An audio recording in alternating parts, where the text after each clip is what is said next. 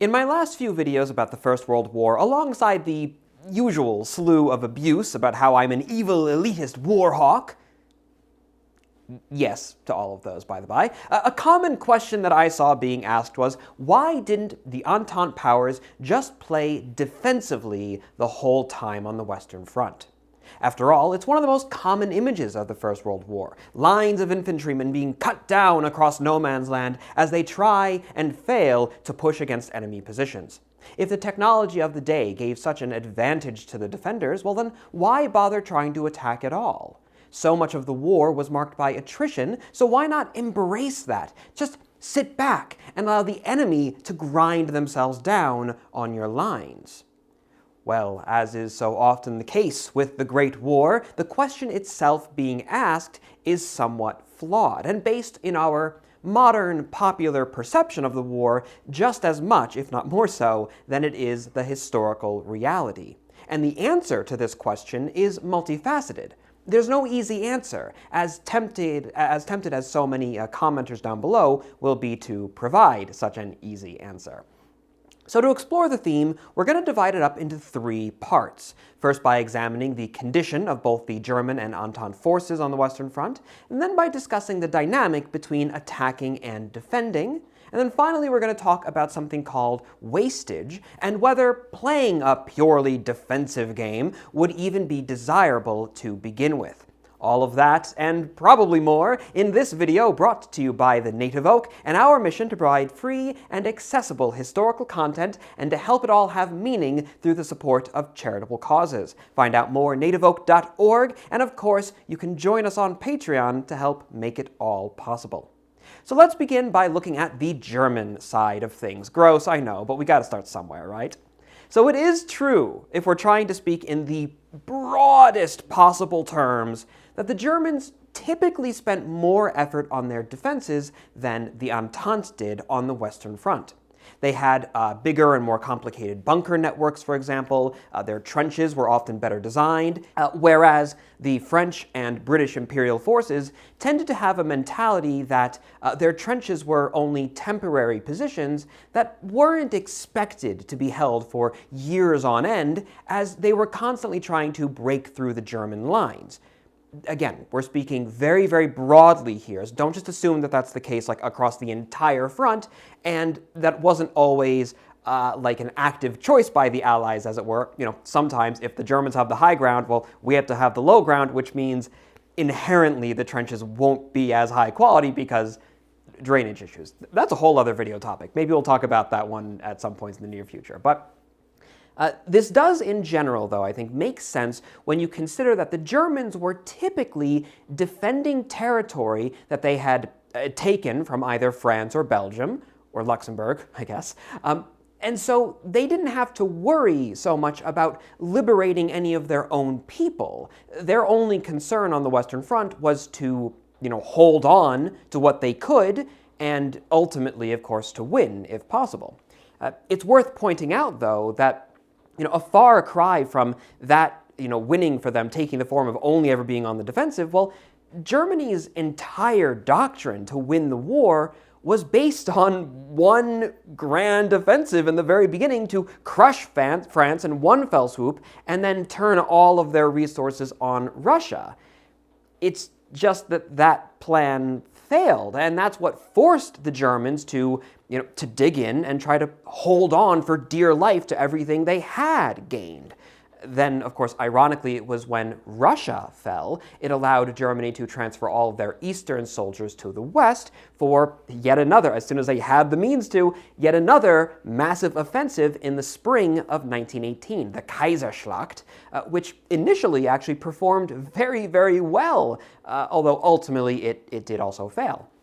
The Battle of Verdun is also a German offensive action, although it's a little different from a lot of the others, in that its goal wasn't to outright win the war, to break the enemy's line, but rather it was intended to grind down the French army to the point of collapse.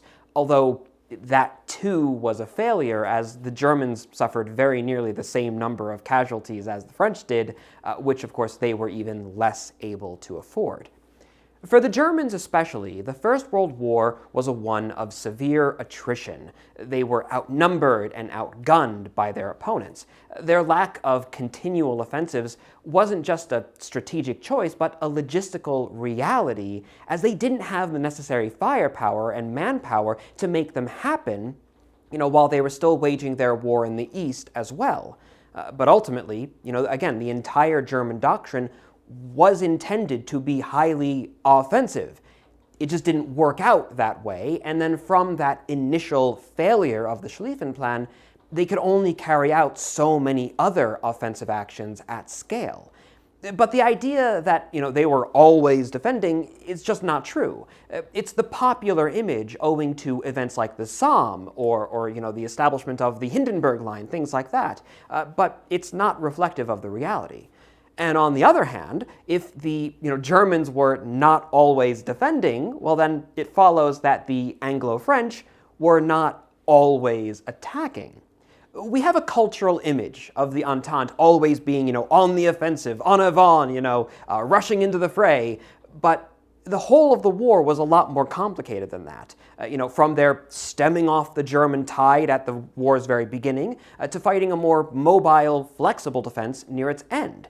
And the Allied trenches, they may not have been quite so sophisticated, it's true, but it's not like they didn't bother with fortifications and advanced defense networks and whatnot, because the threat of a German attack was still there, right?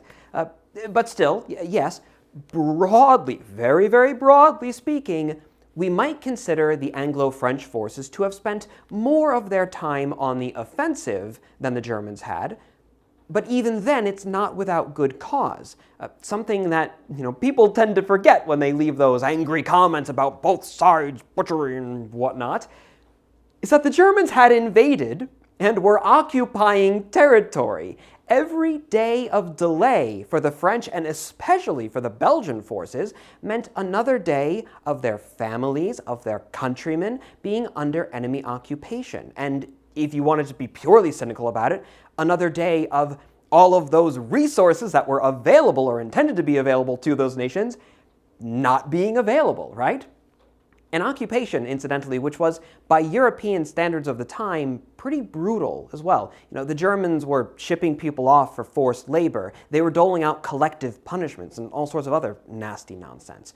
The rape of Belgium may have been exaggerated, but it wasn't fabricated. It still happened.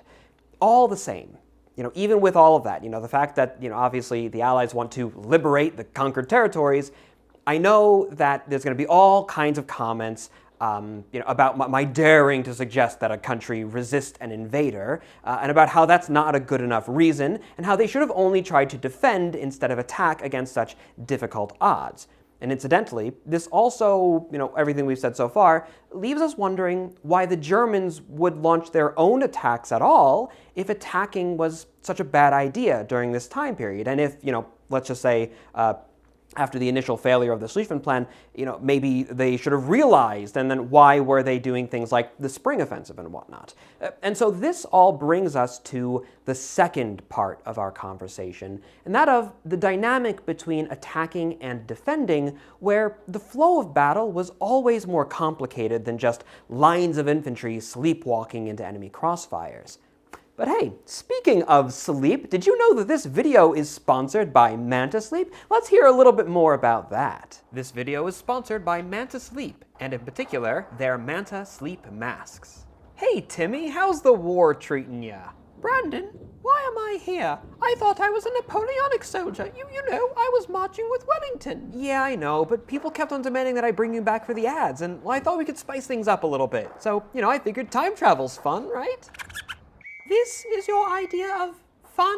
Yeah, you'll come around to it. Oh, this is ridiculous. I'm going to bed now, and I would appreciate it if I woke back up in my own hellscape of proto-industrialized warfare. This is a whole other level.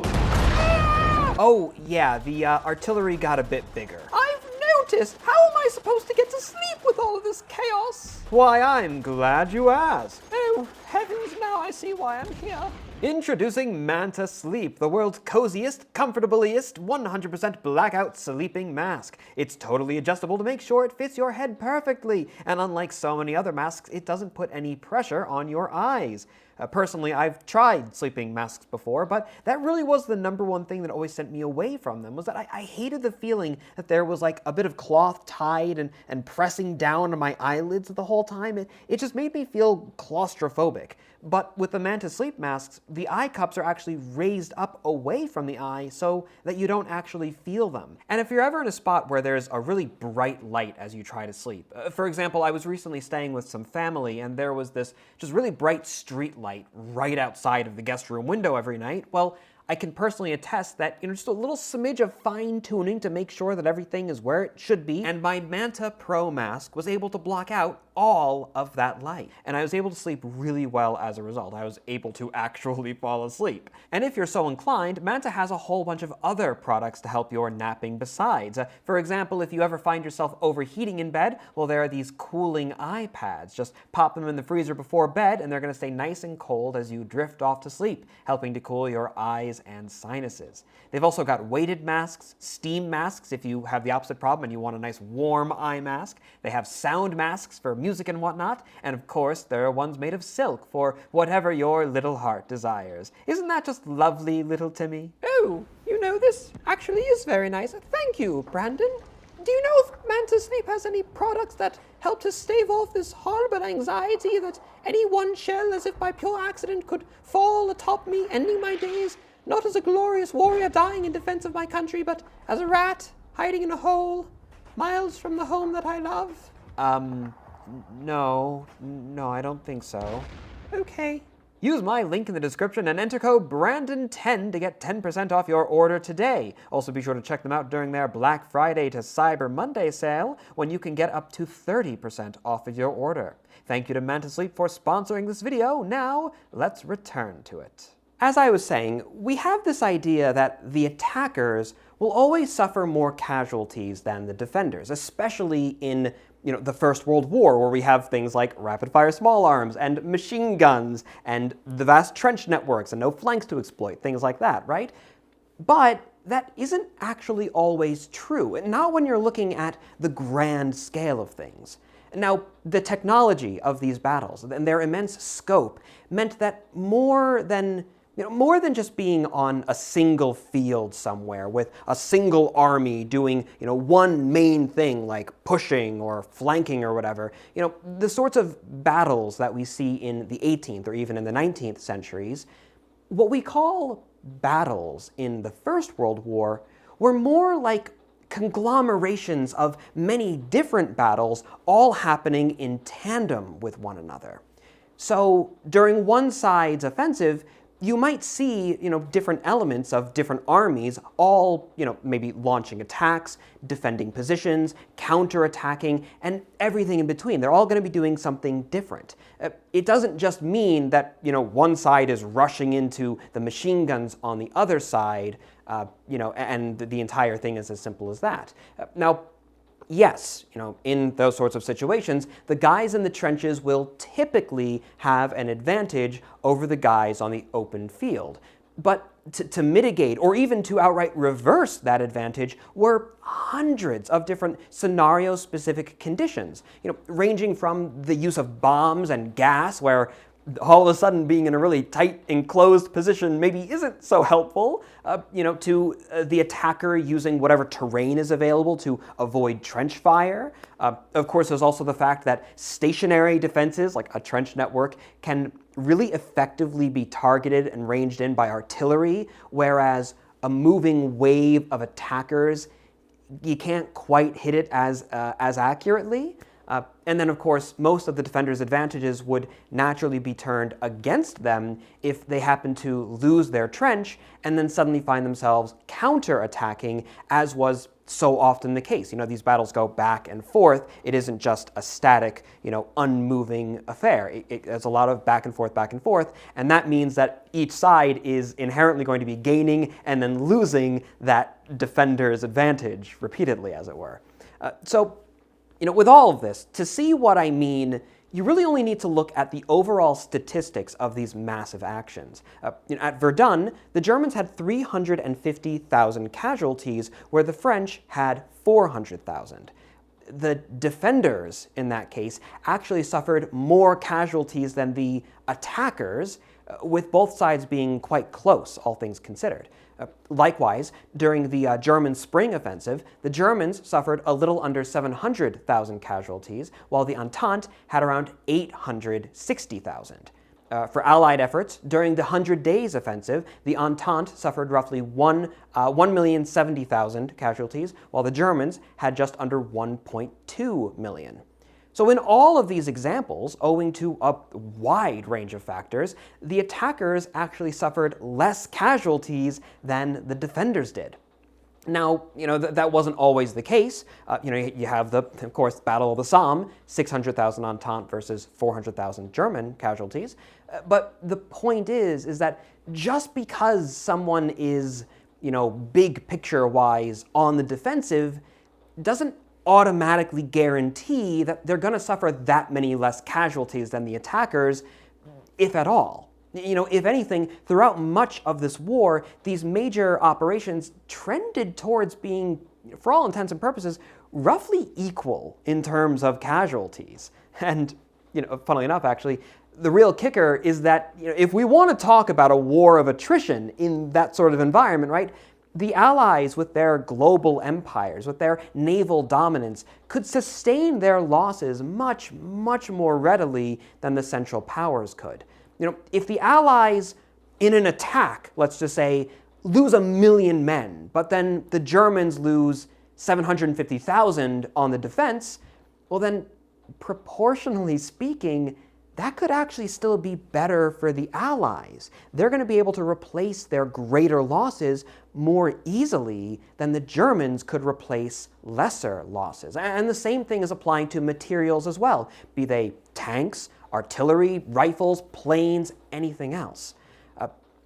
Not only then could the Allies maintain those actions much more readily, but they also had a greater incentive to ensure that more large-scale operations were taking place. Because, again, in general, they had more to gain, while the Germans had more to lose. But again, this is all very theoretical, and there are a million exceptions to it all. Again, this assumption that being on the attack will, have you suffer more casualties than defenders, even that isn't necessarily accurate. And of course, the First World War was not purely a war of attrition. It's just that attrition played an important role alongside many other elements. And that means that attrition alone was never going to be a sufficient strategy for actually winning the war. Even if it was a viable strategy, even if the Allies weren't trying to liberate territory, even if they could build up these massive, amazing defenses that would almost assuredly inflict more casualties than they ever suffered in defending, and even if they didn't have to worry about like if the Russians collapse any day now, then all of a sudden there's going to be a lot more Germans we have to deal with. Even without any of those concerns, right? There was yet another reason still why just playing on the defensive would not have been a good idea. And that is our final concept of wastage. Every day that the war went on, people were dying and being severely wounded. Not merely on the front, owing to sharpshooters and trench raids and artillery and the like, but behind the lines as well, to sickness and accidents. And perhaps most tragically of all, on the home front, as the effort of just maintaining the war, let alone progressing it, drained the civil society of resources and investment, of workers and industrial energy, you might say, man hours or whatever, women hours, in fact, during the war. It drained it of food and medical supplies, of doctors and farmers who supply those things, and so much else. For a similar, more modern example, think in terms of the pandemic and how just measuring the fatality of COVID itself was never a sufficient way to really understand just how bad things were, because there was a wider impact on society. It has a much larger effect. And that's why, alongside the direct deaths, we measured something called excess deaths. This is the exact same thing here, right? It isn't just deaths on the front lines during battle, rather, it's all of the suffering that a society is experiencing as a result of the war as a whole.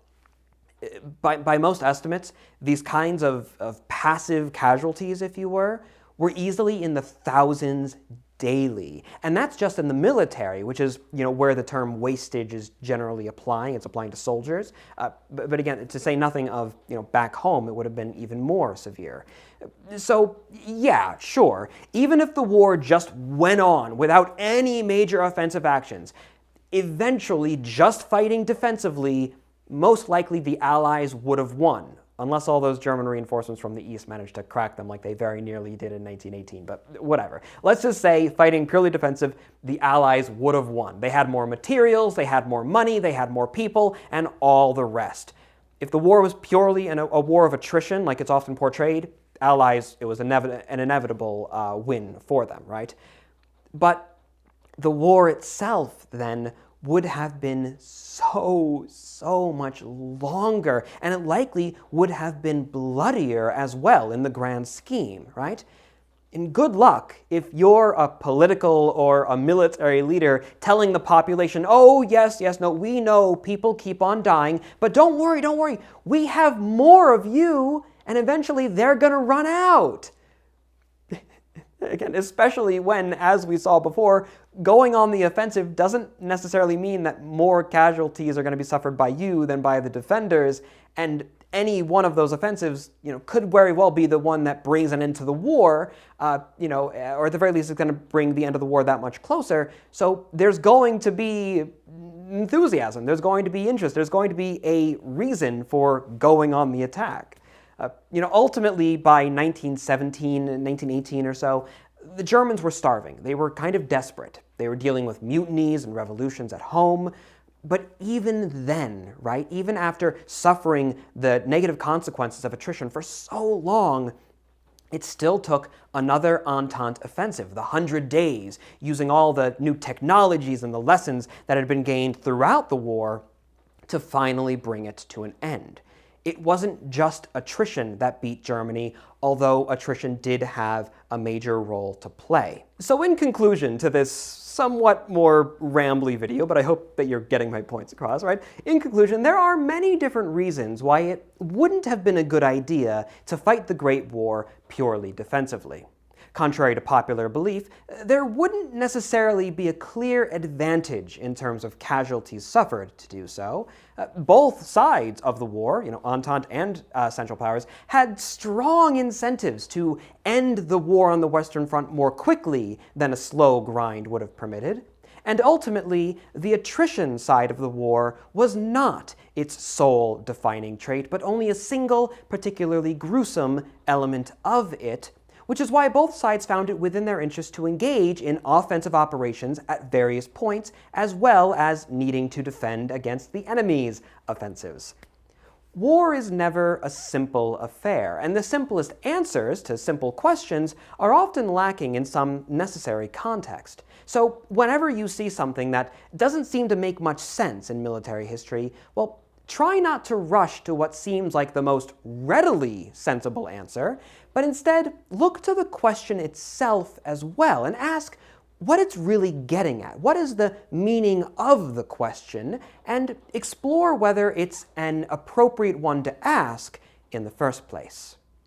My name is Brandon Fischella, and on behalf of the Native Oak, thank you for watching. As usual, if you're interested in learning more about the First World War, beyond the great playlist of other videos I have on the topic, you can visit nativeoak.org to read from our free digital library of primary sources, as well as to find my personal recommended reading list. You'll also be able to do things on the website like book a private historical tour here in Boston, or of course, order a copy of my book, Something Like Philosophy, all of which helps me to continue with my work, just as the patrons whom you see scrolling before you now do so through their generosity. Until the next time, my dear viewer, I am, and I shall remain, your most humble and obedient of servants.